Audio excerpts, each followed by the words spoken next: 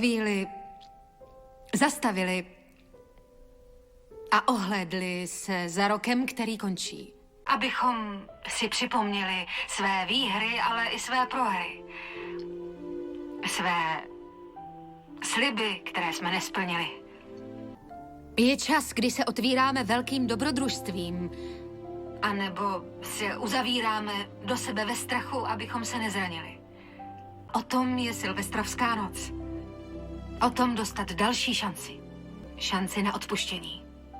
Pracovat lépe, dělat víc, dávat víc, milovat víc.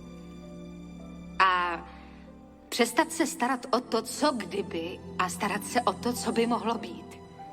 Vzpomeňme si, že k sobě máme být milí. A laskaví. A to nejenom dneska, ale celý rok.